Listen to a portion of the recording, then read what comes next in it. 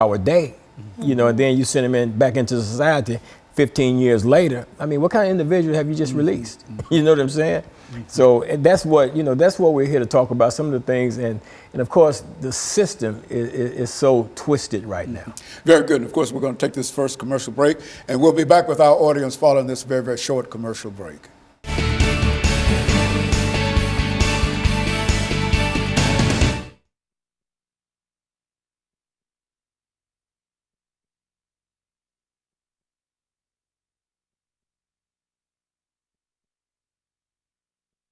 Five minutes, whatever you want to talk about in terms of within the framework of what well, we're maybe doing. if you ask me, you know, what is this current crisis? What's happening? Okay. That's kind of it. That would be a helpful prompt. Okay, yeah. And that gives me a reason to kind of launch into what we're hearing. Okay, well, what are some of the current, how do you see some of the current issues dealing with the Tennessee prison system? Right. Would that be?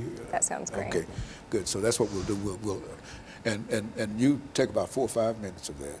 And then you take the last 3 minutes of that, Okay. and then we'll have these two come in to talk about life and death. That sounds great.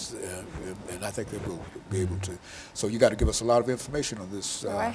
Okay, No, let's look at this 8 minute We can do that. 8 minute segment. So as much information as you can lay out in 5 minutes. You're going to have to stop me, Doctor. Well, no, the clock's going to stop you. No, man, you're all right. Be good. Okay.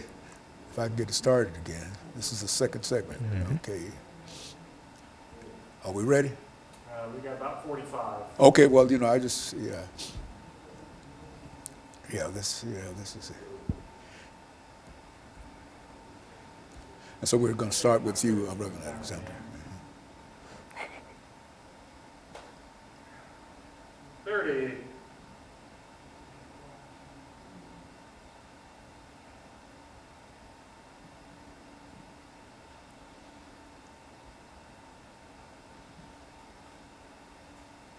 15.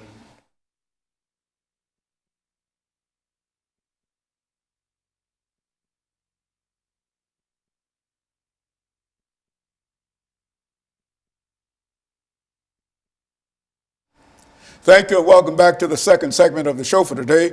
Excuse me. We're talking to Pastor Kay Walker and Reverend Jeannie Alexander in reference to some of the issues involved in the Tennessee prison system. Reverend Alexander, if you look at the prison system, what would you consider to be some of the current issues dealing with the prison system as we meet it today? Sure, Dr. Haney. And you know, you referred to this as a system in crisis at the beginning. And you know, a number of events have occurred that have kind of come together to form, I guess you could say, a perfect storm, if you will. A little bit of history for your viewers. Our current prison system, it's operating at over 98% capacity, okay? For the past 20 plus years, this system has been operating in what's been called a declared state of emergency for overcrowding. Now, what's interesting is our governor 2 weeks ago indicated that there was no overcrowding and that we wanted a system to run at 100% capacity. Well, Pastor Walker and some of your guests who will be on shortly will certainly remember something called the Grubbs case that came about along with the federal takeover of our prison system because the conditions were so bad and overcrowding was so bad. We certainly do not want a prison running at 100% capacity. So we've got a situation where we have an overcrowded prison. We have a situation where we have a significant shortage of correctional officers at this time. We have correctional officers speaking out about the conditions of the prison, about the safety in the prison, about the fact that there aren't enough officers who are well trained to do their jobs, and more are quitting all the time. The rate of attrition is very high. So you have overcrowding, you have fewer officers. And by the way, this isn't new. People have been trying to speak out for a good solid 5 years now.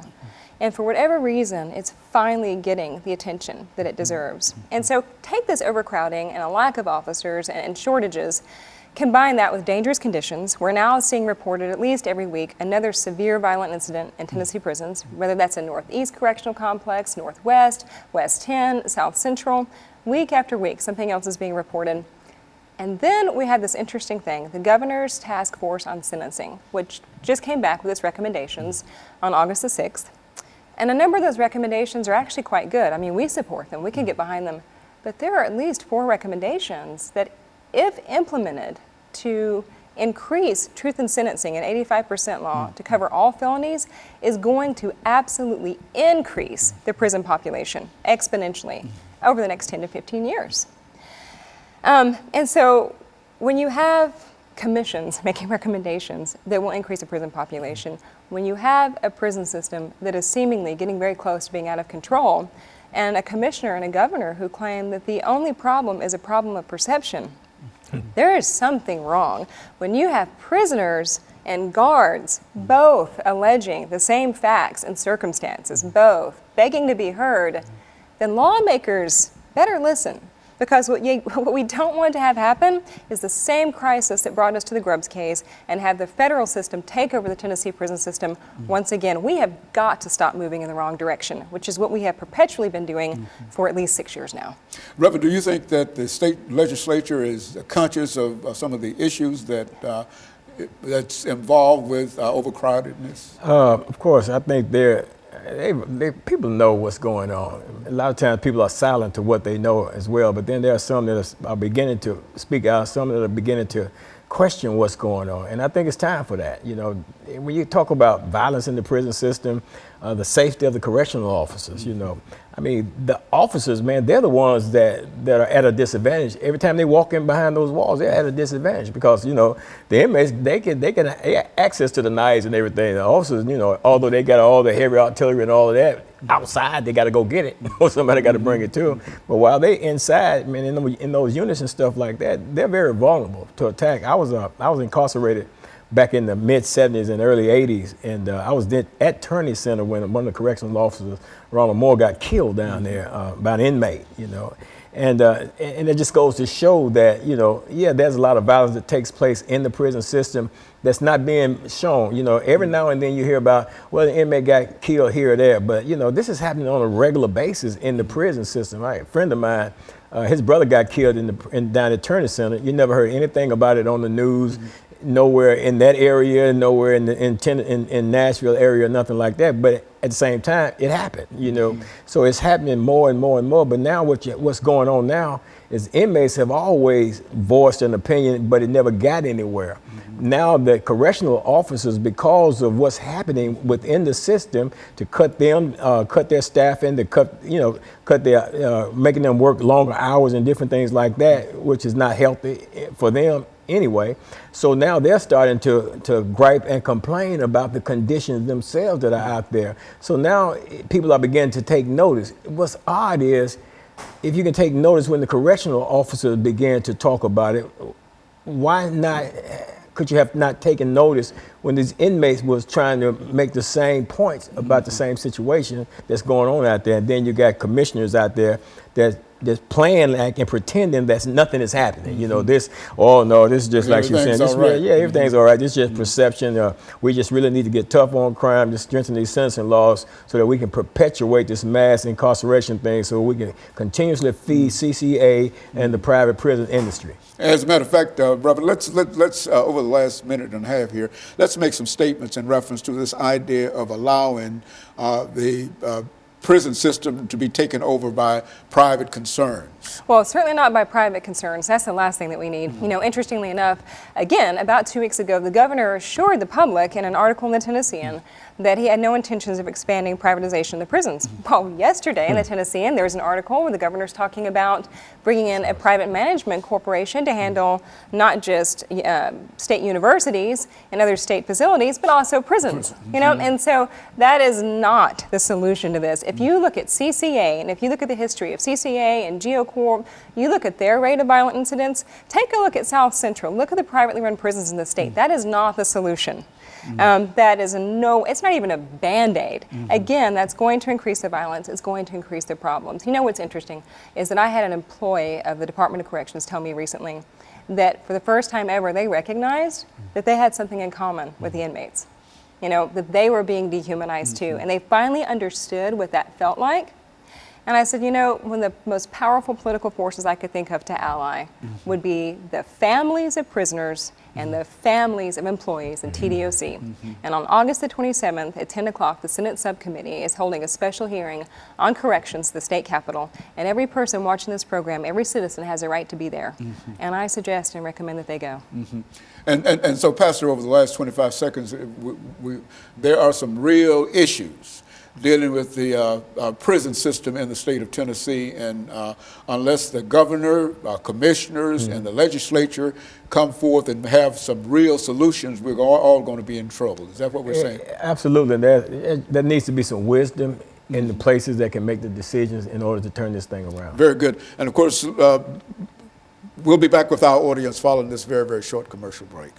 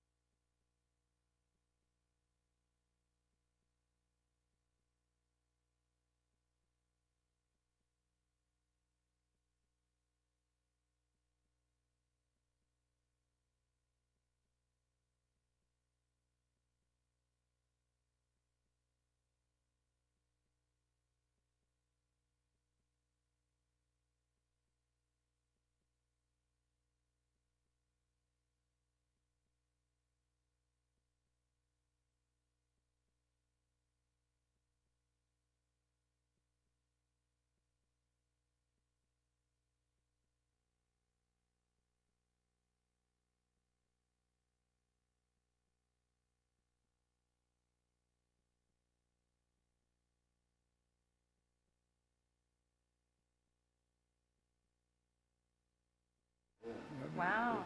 Yeah, Yeah, almost 30 years. yeah, almost Can we 30. get you to say your name and count to 10, please? Indume, 1, 2, 3, 4, All right, 5. thank you. Jeannie, 1, 2, 3, 4, 5, 6, 7, 8. Benjamin Mathis, 1, 2, 3, 4, 5, 6, 7, 8. Thank you.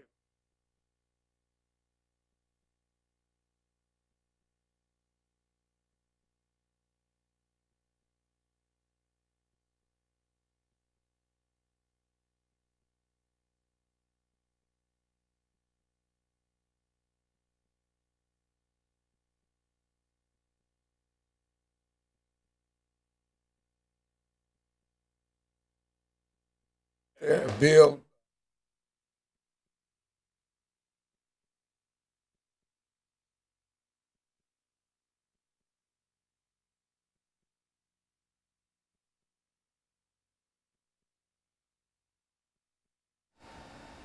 Thank you and welcome back to the show this morning.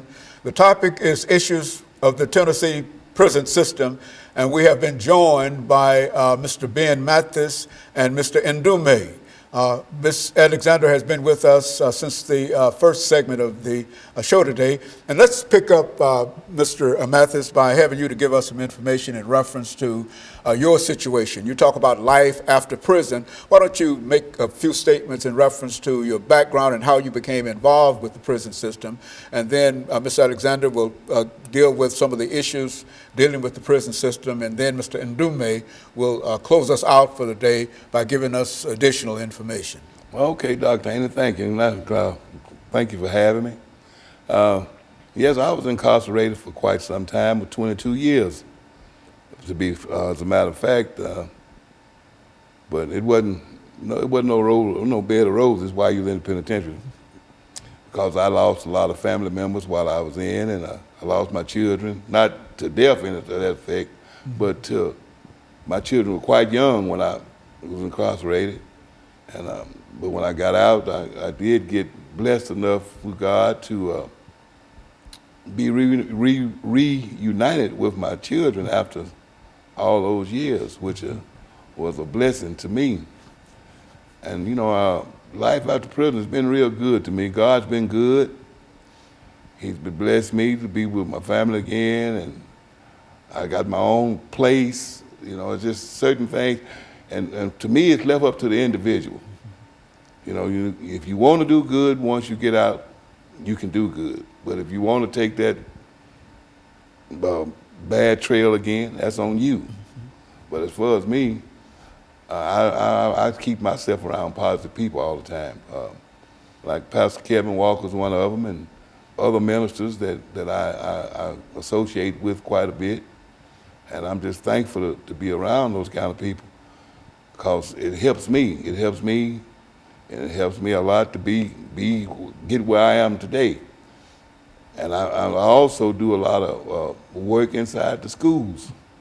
I belong to an organization called the Dirty Dozen, and we go into the schools and talk to students and try to steer them. We give them insight on some of the things that we did to get us where we were.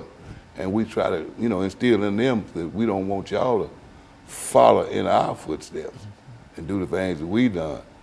And we do pretty good. We do pretty good with that. And if we can save one or two children from being incarcerated, that's a blessing to us. So we try very hard to see what we can do and continue to do our best with the young and the old, because I speak in the churches as well. Good. To try to, you know, let people know my background, what happened to me, why I was incarcerated for all those years with a life sentence. And thank God I was blessed to get out in 22 years. Okay, Ms. Alexander, concerning his situation, what would you say in reference to that? You know, Mr. Mathis points out something that is so important, that we know it's vital when someone returns to the community from the prison community, and that is being able to have family support, being able to have community support. So here's a man who had a life sentence, who spent decades in the prison, and was able to come out of that and become an important part of his community. I mean, he has wisdom to offer, he has guidance to give, and that is so incredibly important. It's so crucial that people are able to maintain contact with their families, to come back into the community. And it just makes me think about the fact, again, that there is a particular dialogue happening in this country, discussion about an awakening about ending mass incarceration. You know, and you look at states like California, for example, that repealed their 3 strikes laws, that realized that they had to do something about their sentences that warehoused people for the rest of their lives. And now they've returned so many individuals to their communities who never thought they would go home again, you know? We think about the prison system that we were talking about in the first segment. We were talking about the violence in the prisons. And something that I think is so important for your viewers to understand, there are reasons for the violence. And that reason is not because the prisons are just full of wild animals and monsters who can't control themselves. But when you have people who are hopeless, who don't have jobs, who don't have programs, who don't have access to their families sometimes, people who are cut off from their communities, who are shipped far from their communities, have no way to get commissary if there isn't someone on the outside to help. If there is no hope, then people become desperate. Very good. And of course, Mr. Dume, give us some information in reference to your situation over the last 4.5 or 5 minutes. Right. Well, I would start out by saying that just trying to pick up on what Jenny was saying. Well, first off, I spent nearly 3 decades in prison, and what I've seen over the years, particularly since this new commissioner came in and the governor, they came in and just turned everything upside down in terms of, I think everybody understands prison is prison, and people are sent there for punishment and that stuff there, but I don't think that that's no reason that people, begin to, dehumanize people in such a way that, because most people sitting in prison coming home, and Pastor Walker kind of said it earlier about the way that you treat people. I mean, if you treat somebody less than human, and for years upon years, and send them out into society, you're sending out a ticking time bomb. I think that a lot of the stuff that's going on in the prison that created this violence, not only among other inmates, but also too against staff, is that some of these asinine policies that the commissioner came in with that don't have no penological value whatsoever in terms of trying to give people space to correct themselves. It's like Ben said, certainly we have personal choice in that stuff there, but the reality is that I think that we also too have to realize and understand that we're dealing with a system, industry first off, and I want to say this to the people that's out there watching, particularly the ones sitting in prison. Prison is an industry, and billions of dollars are involved, and based on that, somebody going to jail. Bottom line, we know somebody going to jail because there's too much money involved, too many people sitting, feeding off of this misery that's created in some people's lives. The people that, when you look at crime rate, particularly drug stuff, that sent got a lot of people sitting in prison, nonviolent people sitting in prison.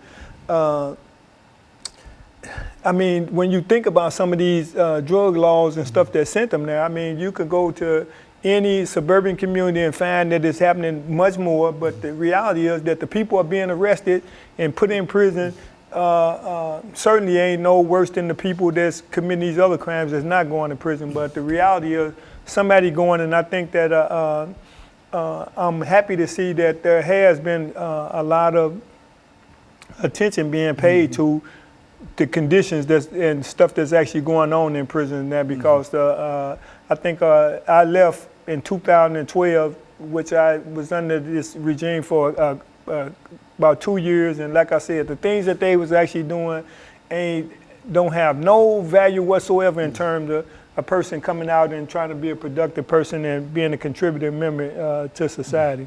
Ms. Alexander, close us out today. I just think people have to be aware, and people are becoming aware. But listen, listen to what the people behind the walls are saying. Right. Listen to what the employees are saying. Listen to what the prisoners are saying. Listen to what the families of prisoners are saying. This has value. It has meaning. And finally, we're having some light shown in an area which by its very nature is secret and it's closed off. You know, an institution, a prison can keep anyone or any program or any volunteer or any educational opportunity out, and all it has to say is for the security of the institution. What it really means is for the security of maintaining its secrets. And it's time for those secrets to end. And it's time for the public to understand what it's paying for and the product that it can expect from that. It's time to end this. It's Real quick, can I pick up on this point what she's saying about when you're 28 talking seconds. when you're talking about pay? I heard the governor talking about that they want to give bonuses for people that's new employees coming in, and they can take that $600 or whatever they actually doing and actually put it toward some of these programs. Then you wouldn't have the problem in terms of the violence, and you certainly wouldn't have the officers quitting in droves like they quitting. Very good. And of course, let me thank the three of you as well as others who came by to give us such excellent information today. Excuse me. Let me encourage our audience to tune in again next week to another informative edition of Comments. Thank you and good morning.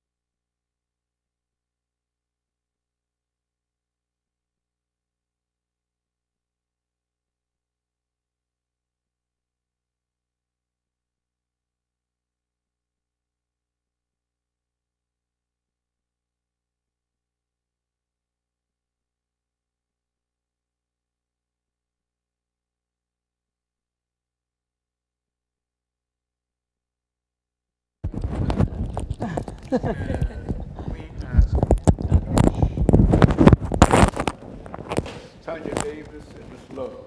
Okay, Miss Tiffany Love and Miss Davidson. Oh, this? Okay. And so we're going to call this female incarcerations in Tennessee. Is that appropriate? That's fine. Hey, whatever you want to say. Whatever you. Uh-huh. Well, no, I can only say what y'all are willing to talk about. Did you want this hooked on the back? Or? We can drop it behind you. I think the title is. Pull the extra. I think the title is actually appropriate. Yeah. Because it's actually where. It was actually brilliant. She spent some time in behind bars and she's now out of the bars. And are trying to get out of that predicament. You're talking about somebody that's very successful right now. I mean, she was behind bars and look what she's done. I mean, she has a play in the T-Pack Theater. My goodness, that's awesome. Yes, I want to definitely highlight Miss Tanya. We want you to talk from your book as well as Miss Davis. Talk from your book. And Ms. Love, you'll also talk about your beauty activities. Now, you were Mrs. Tennessee. Miss Tennessee. Okay, Yes. very good. Yeah, I'm going to take you for a small quite well. chair right here. I know when you do 5 at a time. And I'll just talk about the program of how we help women who have been behind bars and who are behind bars mentally as well as physically. Okay, How very I good. met Miss Tanya and Okay. what we do with the program Beauty Behind Bars. She's a speaker and part of the program. Okay, well, I just want y'all to talk. 'Cause, Okay, well, we're ready. This is the 4th show for me. This Okay. morning, and so I'm just about out of. You talked out. Okay, well, I know we can, Yeah, we can okay, definitely make it. just mark me up. Yeah, okay. We're ready. Could we get you to say your name and count to 10, please? Okay, Tanya Davis, 1, 2, 3, 4, 5, 6, 7, 8, 9, 10. Should be good. Waiting for him to run back to the headset. Sprinting back and forth. Yep. Do you guys want this in a later segment, or do you want it off the bat? However you Well, now, plug it.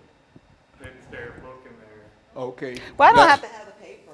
That's what I was saying. Now, can we put that from crack to Christ up there with the? I could lean it up against it, I think. Would you block too much of the information and reference that you're trying to get across? Yeah, you don't want to block the play because you want people to know. Yeah. about the Well, I can have the If book. I cover up the performance at the She can T-Back- hold the book actually when she's talking. This is your okay. This is your book. I didn't Okay. know if you, since it's just introduction off the bat, Uh huh. do you want to bring in the book like the second segment? Second segment. That'll be good. All right. Now, what? We're going to talk about prison first, and then we can talk about things that I've done. Okay. And so you're ready to talk about females in female incarceration in the state of Tennessee? Are you ready to deal with that? Okay. And so while you've never been incarcerated, Never been you've incarcerated. dealt with a large number of individuals who Yes. have been incarcerated. Yes. And your idea is to show them that there's life after After prison and prison. that there's so many things that they Yes. can do. Yes. Okay, well, let's start with her. Yeah, We'll start with absolutely. her, and that first segment will be 6 minutes. And what I want the two of you to do, and starting with you, Ms. Davis, we ought to have you on that end, Ms. Davis. Okay. I hate to start moving us No, around. that's fine. But, That's fine. Okay. Yeah, grab your mic and then. yeah. And so what we'll do, This we'll one. start with you, Ms. Davis, and then we'll have both of you Oh, to give us some it's short. information during this first 6 minutes. Okay. In reference to your background, your education, and your experiences, and et cetera. Okay. And then that second segment, then we'll get into from crack to Christ, Okay. you see. And that's when we'll be dealing specifically with the literature, and we'll have you, Ms. Love, to deal with your situation in terms of beauty, and bringing beauty to, and et cetera, and et cetera. How is that? Exactly. That's perfect. That's okay, how well, great. it won't work out like that way, but people will never know. Yeah, well, I think Tanya and I, the great thing, you don't have amateurs. We're pros at being in front of the camera and talking, so we're ready. Yeah, well, that's this ready. is Y'all something got- we're used to doing. Yeah, well, y'all got to help me. You know, I've been doing it for 35 years, but still, you know, every time I come out here, I feel the same way. Inadequate, you see, but we'll make it. We'll make it. Okay, very good. God is good. Are we ready? All right, you getting ready? Okay, Miss Tanya Davis and Miss Tiffany Love. Yes. Is that Yes. right? Okay, Miss Davis and Miss Love. Okay, that's it. And the title is Female Incarceration in Tennessee. Would that be appropriate? That's fine. Are you okay with that title? That's Female fine. incarceration in Tennessee, and we'll start with you talking about female incarceration in Tennessee. Well, that first segment is 6 minutes. We'll get from the two of you background, education, that kind of information. That'll be 6 minutes. And then we'll have a break, which will bring us back into an 8-minute segment. And this is where we will start talking about female incarceration in Tennessee, which is to say that this is where you go into your issues and et cetera. You will also be able to talk about, during that second segment, beauty in Tennessee, you know, the self-esteem kind of thing. And then we'll come back to that last 10 minutes and we'll allow you to not only talk about your book, but also to bring into view this idea about your production and that is production of the book. Is that right? That's a play dealing with the Yeah, book based itself. on the book, Basically, very good. Okay, so we'll simply call this female incarceration in Tennessee. All right? I've been doing this since 10:30 this morning, straight ahead without a Oh, stop. wow. You see? So how many segments is that? Well, that's 3 times 3. That's 9 segments. Wow.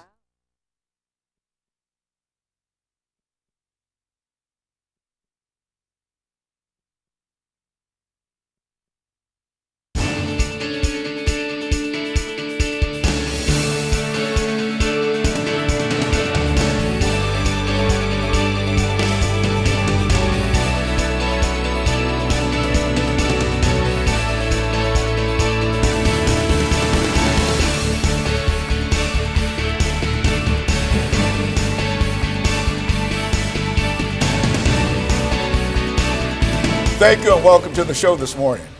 The topic this morning is females incarceration in Tennessee, female incarceration in Tennessee. And we're fortunate to have with us to talk about female incarceration in Tennessee, Miss Tanya Davis and Miss Tiffany Love, both who have excellent information in reference to some of the issues facing females incarcerated in the state of Tennessee. Let's start off, Ms. Love, by having you and Ms. Davis to give us some information in reference to your background, your education, and some of your experiences. And let's start off with you first, Ms. Love, to have you to deal with that. Yes, I have a bachelor's degree in education, and I have a master's degree in licensed social work with a concentration in behavioral health. So I actually provide cognitive behavioral therapy. I work with patients and I work with people on an array of problems that they have. And I graduated from East Tennessee State University in Johnson City, so that's my background. What about you, Ms. Davis? Well, I am a licensed cosmetologist. I own a salon here in Nashville, Salon Ice. I'm also a recovering addict. I have been in prison before. I spent 2 years incarcerated in a federal prison, and I also did 18 months in a federal prison on a return sentence. And so both of you have some information in reference to, and especially you, Ms. Davis, in reference to actually being incarcerated as a female, surrounded by other females and et cetera. And I think that you can give us a different perspective in terms of what goes on in the prison system. And of course, Ms. Love, you've got a lot of information in reference to self-esteem and some of the things that Ms. Davis has already accomplished in reference to after being outside of the system. Let's start off with you, Ms. Davis. Tell us something about female incarceration in the state of Tennessee. Yes, well, there's different perspectives. There's the bad side and then there's the good side. The bad side is that you can go behind bars and you can get with the wrong crowd and do the same thing that you're doing on the outside. The good thing is that they offer opportunity. They offer opportunity to get your life in order and have a second chance. They offer education, they offer degrees, they offer self-awareness, self-esteem building. You can build your self-awareness and really get your life in order and come out and be a productive citizen. And you do have that opportunity. And so all things in terms of being incarcerated, it might be a bad situation, but it also gives an individual, if he or she is willing to work on it, an opportunity to become a better person. Absolutely, absolutely. And that's what I did. Now, within the context of what has been said about the prison system itself, overcrowded situations and et cetera. Now, we know that in many instances this might apply to the male part of the population, but what about the female? Well, it is. It's overcrowded. It is overcrowded, and it is a business, definitely. With commissary, they sell a lot. They make money off of phones for us to use the phone and stuff like that. But you know, everything's a business, of course. But I think again, you know, you have to take the opportunity at hand and do what you need to do. Like for instance, for me, having a restitution. The thing that I didn't like is that we have to still pay restitution while we're doing our time. Well, of course, we don't have the money, so it falls on our parents, our loved ones, and stuff like that. And I think that's unheard of, that they have to pay a price for what we've done. And so I would like to, you know, see something done about that. And then also, after the fact, that we come back and try to walk as a productive citizen, that felon follows us as far as job opportunities and stuff like that. We really don't get that second chance on that. That's why I became an entrepreneur for that, because I didn't get a chance to have that fair chance on having the opportunity to get a job. They say that some of the jobs are felon friendly. That's not the case, because if Tiffany applies for the job and I apply for the job and I have a felon, of course she's going to get the opportunity first. And then, of course, as far as voting rights, I don't have those voting rights. The sad thing for me is that I didn't get a chance to vote for Obama, you know, and so I would like to see a change on that too, and that opportunity to be, you know, able to vote. But of course, you know, we can't let those things or those opportunities stop us from being a productive citizen, and I did not let that happen. And of course, Ms. Love, we're getting ready for our first commercial break. We'll come back and then we'll start with you. But I think that what Ms. Davis has given us is some excellent information. And maybe in the third segment, I want you to talk more about restitution, which is to say that what is this all about? And we'll be back with our audience following this very, very short commercial break.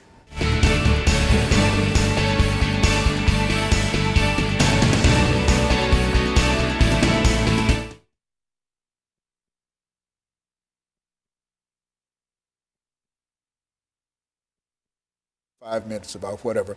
Then I want you to talk about your book, from Christ to Christ, and that'll end this 8-minute segment, and then we'll come back and we'll have enough information so we can discuss some. And one of the things I want to discuss is restitution. Restitution. Yeah, you know, about what is that all about? Okay. You know, because I've never heard of it from that perspective. It sounds like somebody's getting money they're for getting something money. else, Yeah. and so I want to expand upon that. And let me just say, it's like restitution, for instance, like the judge says that I have to pay for the house that was involved in my case. Well, the bank said I didn't owe anything, but then the judge says, I want you to pay back the restitution for the house. Well, where is the money going to? Because the bank says I don't owe them anything. Good, that's very good. That's good. Yeah. And so we follow that up, okay. Female incarceration in Tennessee, and of course, Ms. Love, we'll start with you, and we'll make it clear, and I think you made it clear that who you are, and et cetera, but talk about it from that perspective. Oh, absolutely, I will. And this is the beauty, self-esteem kind of thing that has played a significant role in terms of your understanding of things. Is that right, Ms. Davis? Yeah. Good, that's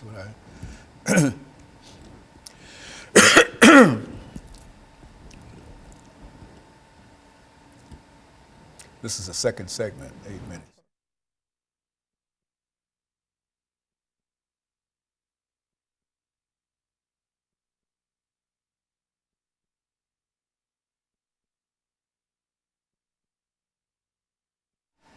Thank you and welcome back to the second segment of the show for today.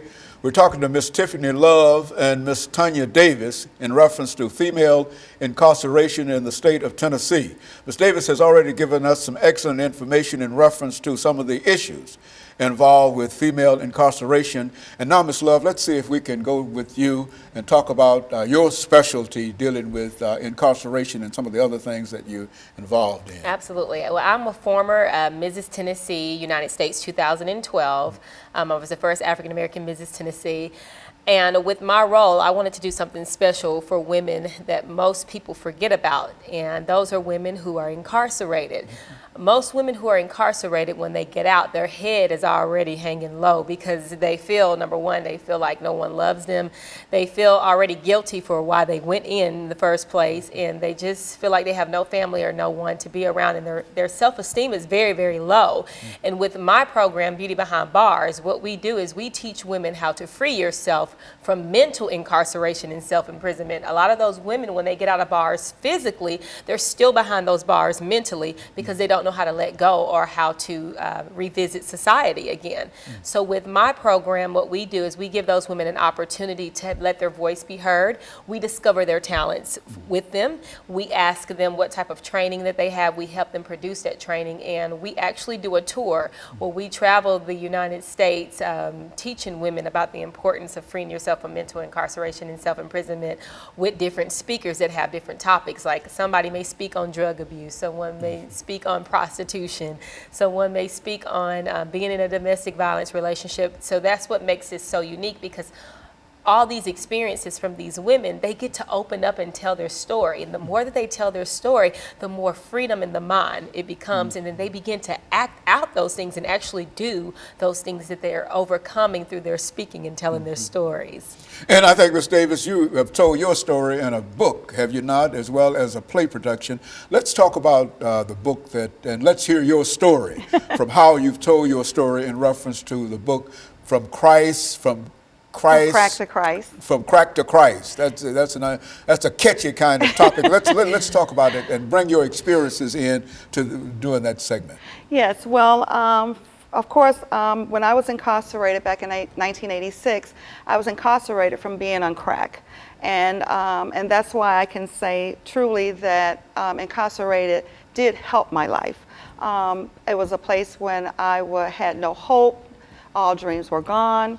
And because I was incarcerated, I was given a second chance and an opportunity to live again. So I would say that jail helped me. But the opportunity to even write my book, I didn't know that I had a story. I didn't know I had a testimony or any of such. But I had the chance to turn around and tell my story and allow my story to be able to help someone else with their life, and let them know that they don't have to live the life that I live. I've already paid the price for them, and share that story with them. But again, to have that opportunity to tell my story, now it has become a stage play that we'll have the opportunity to see Thanksgiving weekend at the TPAC. Now, what is your story, Ms. Well, Davis? my story is I lived the streets of Detroit, Michigan, and we call them the back streets because they were terrible streets. And living the streets, homeless, oh my God, rape, kidnapping, I say damn near death. And the opportunity to be able to live today of such is nothing but a miracle. To even be here on the show to even tell the story is nothing but a miracle. In terms of the life that you've lived, you never thought that you would be able to come out of it and reach never. the success that you've been able to reach. Yes. Is that right? That's right. That's right. That's right. Because I live daily dying. I live daily dying. Yes. The opportunity that I have today was never thought I would see today. Yeah, I tried daily killing myself because it had been that bad. Yeah, it was that bad. People ask me, what was my worst experience? And I tell them, try living in an alley, not knowing where I was going to sleep or eat, and laying up against a garbage can, and the dog coming and raising his leg on me, and walking around with that smell on me for days. And of course, Ms. Love, let's speak about beauty in reference to Yes. this. How do you get beauty out of all of this? Yes. Well, as the saying, there's beauty for ashes. The way that we get beauty behind this is because every woman in their own right, there is something beautiful about them. We turn ugly situations into beautiful destinations, and that's what makes it beautiful. You get someone who comes to you very fragile, knowing nothing. They feel like they have nothing, and then before it's all over with, they develop in your program, and now they're beautiful. They didn't let their current situation determine their final destination in life, and that's what it has to be.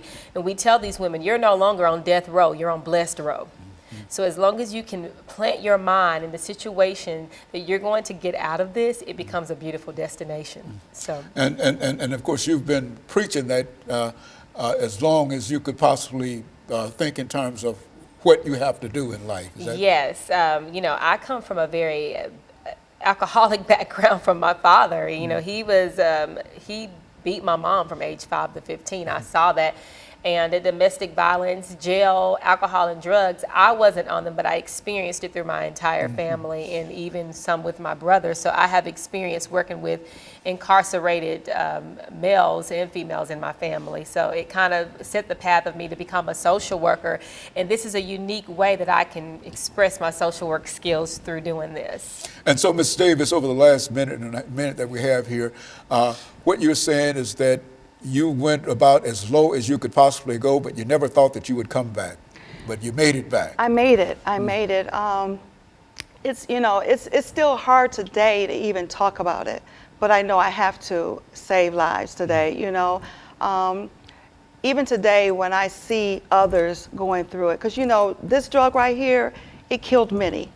And even today, it's still killing me. And it didn't have a name on it. It didn't have that it went to one certain neighborhood. It went to political people, you know, Marion Barry, entertainment, Whitney Houston, and others, you know. It's a killer, you know. And so to stand here and survive this thing, that's a miracle. And see all the successes that you've been able to generate as a result of this. Yes. And the determination, you know, once you catch this thing and say that I can, you know, and I'm determined to show others that, you know, you can. And we're going to take this short commercial break, and we'll be back with our audience following this very, very short commercial break.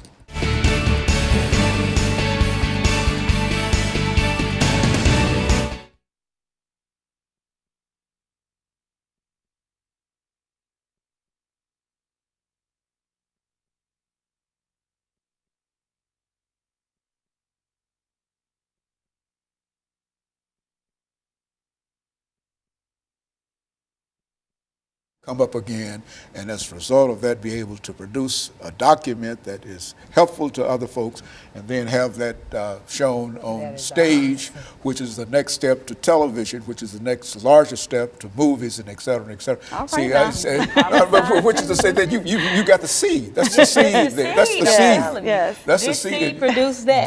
And Yes. that will I'm take you up telling on. I believe it. And then you can say back and say, yeah, I went through that, but look at me now. Yeah. And see, that's what you're saying now. Yeah. That's what you're saying, that, yeah, it might have been a bad situation. The dog might have done that to you, but that was then. That was look then. at me now. Oh, yeah. Yes. You Oh, see, yeah. and see, that's what folks need to hear, Yes. that no matter how bad their situation has been, Yeah. that they can overcome. Yes. They can And so we'll start with you, Ms. Love, and then we'll finish up and take about 5 minutes, and then we'll finish up with you, Ms. Davis, you know, Okay.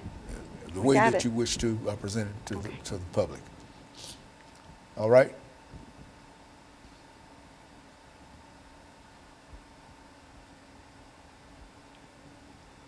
Our next show is AIDS. Oh. It's the last show for today. My goodness.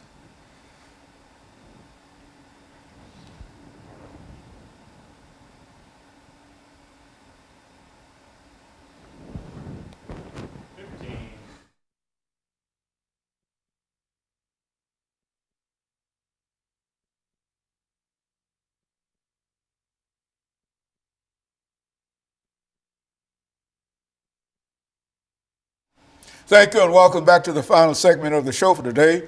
We're talking to Ms. Love and Ms. Davis in reference to female incarceration in the state of Tennessee. And so, Ms. Love, let's give you the first 5 minutes of this segment to sort of talk about some of the things that you believe our audience ought to hear, and those individuals who might need some of the information that you have to give. Absolutely. I'm glad you mentioned that, because we do have a Beauty Behind Bars mentoring program where we start with ages 10 to 18 years old. And the reason why we start that young is there are girls as early as age 10 that are involved in prostitution, and they're having sex early, they're doing things inappropriate early. So we decided as a team, our Beauty Behind Bars team, have women who've actually experienced the role that these girls are getting ready to walk down. And if they don't stop, they're gonna end behind bars, like real physical bars. So we'll be hosting that from November the 7th through April the 7th. And it's going to be a 6-month program where these girls will do activities and life building skills that prepares them for adulthood. And we're really, really excited about that, because if we can reach those girls early, we can prevent them from experiencing something that maybe Tanya went down the road. I'm sure if she had a role model there, not saying that her mother wasn't a role model, but if she had someone there saying, don't do this, don't do that, or stopping her in the street saying, this is not for you, she probably would have taken a different path. So with what we're going to be doing with this mentoring program is actually helping these girls understand that you don't want to go around that route. And we're on tour right now. We're traveling. We'll be traveling to Atlanta, Memphis, LA. And we're also going to Detroit, which is Tanya's hometown, to put on these tours. And at these seminars and tours, you don't have to be physically trapped behind bars to participate in Beauty Behind Bars. Beauty Behind Bars has a 360 perspective. We focus on women who are mentally incarcerated, and we also focus on women who are physically incarcerated. And maybe while they're in jail, maybe do the visitations in jail to let them know that once they get out, they have a program that they can be a part of. So we definitely want this to be a proactive type of organization. And, you know, we are a 501c3 based organization underneath Tenacious Teens for Christ Incorporated.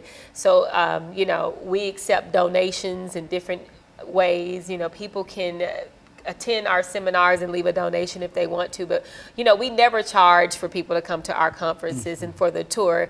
We basically, people buy our t-shirts, people buy, you know, books while they're there, and it funds what we're able to do. And so, Ms. Davis, let's look at your comeback in a real sense. Why don't you give us some information over the last 5 minutes in reference to coming out of the system and how you felt at that particular time, and then how you were able to be uplifted and over that. Talk about it from that perspective. All right. Well, first of all, first and foremost, I want to say I am so proud to be a part of Beauty Behind Bars. When I met her, I came to one of her seminars and they were talking, they had on the t-shirts, and I was like, okay, I'm in the beauty business and I've been behind bars, I need to be a part of this. And I'm very excited about being a part of it. First and foremost, just coming from behind bars, I had started doing hair when I was incarcerated, and I started off doing cutting hair with a toenail clipper because we couldn't have scissors. And I was encouraged by the guards. They said, when you get out, you need to go to school and do hair. And I heed to the call. Ever since then, I've been in love with doing hair, and so I did that. I heed to the call. I've been doing hair for 26 years, and I love making people feel beautiful. It was a part of my comeback, making myself feel beautiful. My self-esteem grew, and it gave me the confidence to do everything that I've been doing thus far. I've owned 2 salons in my lifetime. I currently own Salon Ice here in Nashville. I have 9 talented, drama-free stylists that are very talented, and they have had my back, supported me in everything that I've done. And with this book, my clients is the ones that encouraged me. It's been a ministry behind the chair, just telling people, encouraging them when they come and sit in the chair and they're feeling bad or whatever, and sharing with me about a mother, a father, a husband, or a sister or brother that has been on drugs, and then I share with them where I've been, and it gave them hope, and they're saying, you need to write the book, you need to write the book. And so that's what encouraged me to write the book. And then in terms of writing the book, then it encouraged me to do the stage play. And then on my journey of investing in homes and stuff. I got caught up with the situation with all these real estate investments 5 years ago, back in 2005, I'll say, when the real estate business went in turmoil. And I had to do time again, and I didn't understand how did I get back into this situation. And it was an innocent situation, and that's why I tell a lot of people, make sure you read the contracts before you sign on a dotted line. And I've been encouraging people to do that as I go around speaking in front of people as motivational speaker today. But in terms of that, I went back in and I did something positive, and that's how the book got written. And then now the stage play, I met a girl in there that was a playwright, and her and we wrote the play. And today, now the play is going to be at TPAC again, Thanksgiving weekend, and I'm so excited about that. But I would like to end and say to the people that are listening out here today is that you don't have to use. I've already did it for you. A lot of us recovering addicts, we've already paid the price for you that you don't have to use. And if you do use, you will go down the same road that we did. So you don't want to do that. We do have literature out here that you can read and learn from us. And again, there's so many things that you can pick up today. There was not a lot of literature back then that we had that we can learn from, and people that you have saw that have already come forth and shared their testimonies and things of such. So I thank you for having me on here. And again, this is what we need. We need for people to come forth and share that testimony. Don't be closed mouth. Don't let people not know what you've done in your past. You know, your past can save a life. So I thank you for having me. And I think in a real sense, what you have there is a book.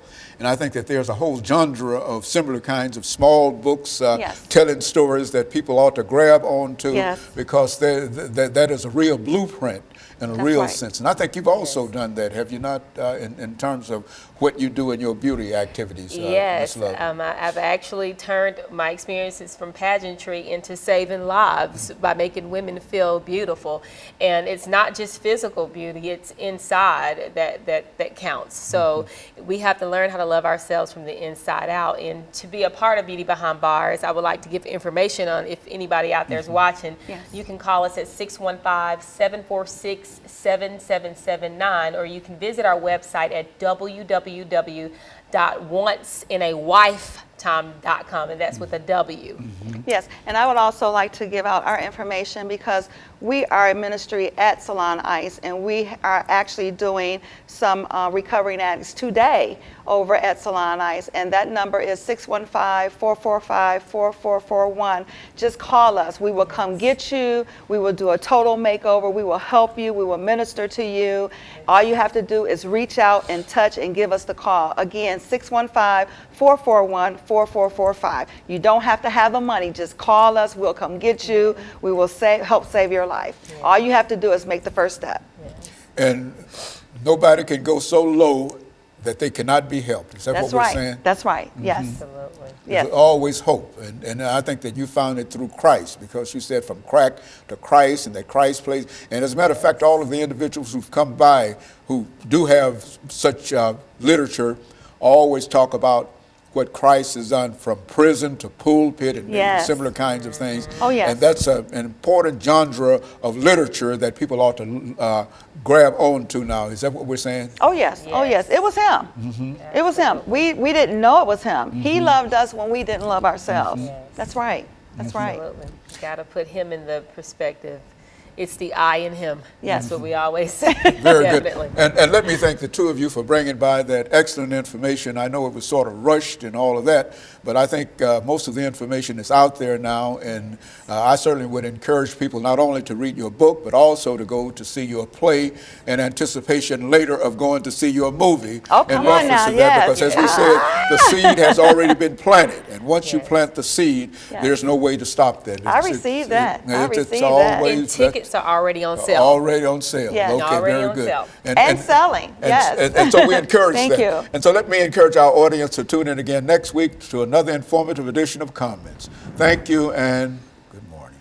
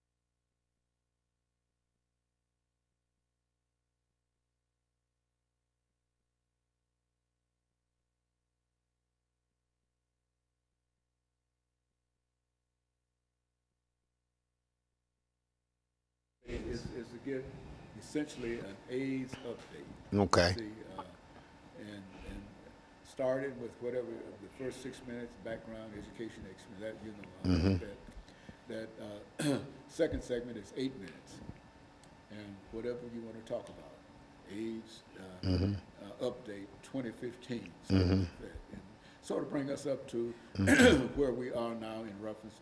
Could you please get that? Yeah.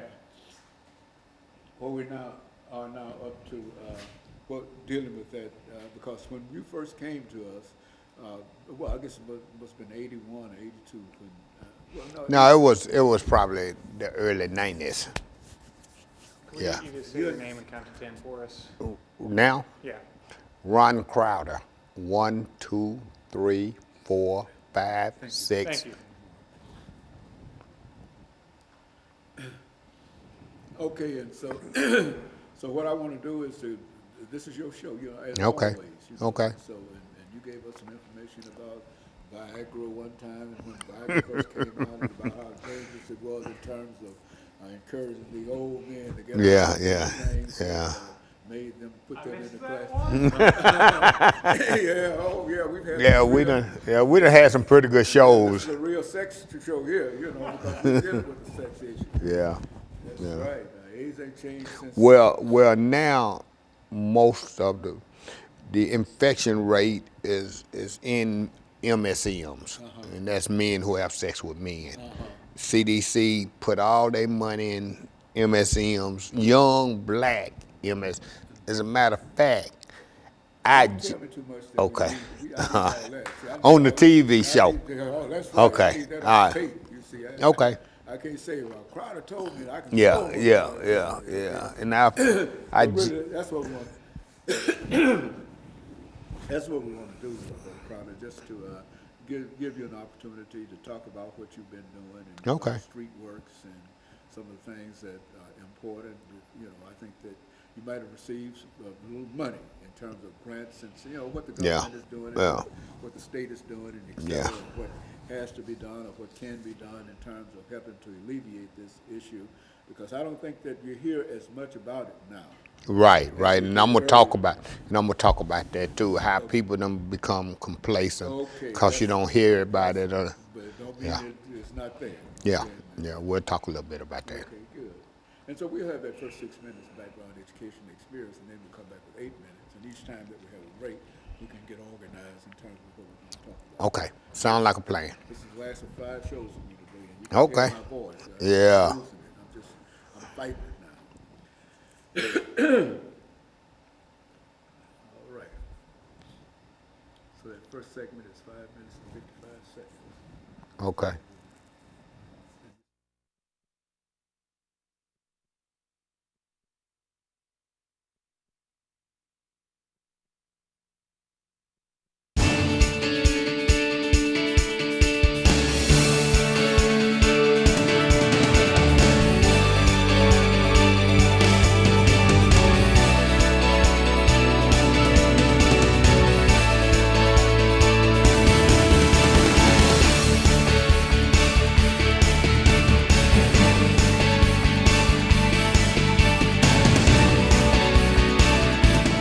Thank you and welcome to the show this morning. The topic this morning is AIDS and street works. And we're fortunate to have with us to talk about AIDS and street works, Ron Crowder. Mr. Crowder is the CEO of Streetworks, and Mr. Crowder has been with us on a number of occasions. And Mr. Crowder, let me not only welcome you to the show, but to give you an opportunity to inform our audience in terms of who you are and how you became involved with AIDS and some of those issues, and then we'll get into other aspects. But let's use the first 6 minutes to simply identify Ron Crowder, who is the CEO of AIDS Streetworks. Yes, Dr. Haney, thanks again for having me to come back to the show. As you said, I'm Ron Crowder. I the founder and the CEO of Streetworks. We was founded in 2000. I was diagnosed with HIV in 1991, hence my involvement in the HIV/AIDS work. So again, we've been around since 2000. We have three locations, one at 520 Sylvan Street in the James Casey Homes. We have another office at 83 University Court in the Tony Sudicum Homes. And when our newest office is at 1709 Church Street, which is at Out Central. It's a LGBT outreach location. And so you, not only are you involved in it, but you're actively involved in helping to create situations so that you might be able to aid others. That is correct. Doing that. That is correct. Our services include medical case management services, housing services, nutritional services, early intervention services, psychosocial support services, mental health, substance use services. So we have a full continuum of care. And you know, Ms. Crowder, one of the things that we always talked about when you visited us earlier was AIDS. What is AIDS and HIV and et cetera? So I know it might be old with you in terms of having talked about this time and time again, but there might be a few of our members of our audience this morning that might not have any real idea as to what we're dealing with when we talk about HIV and AIDS.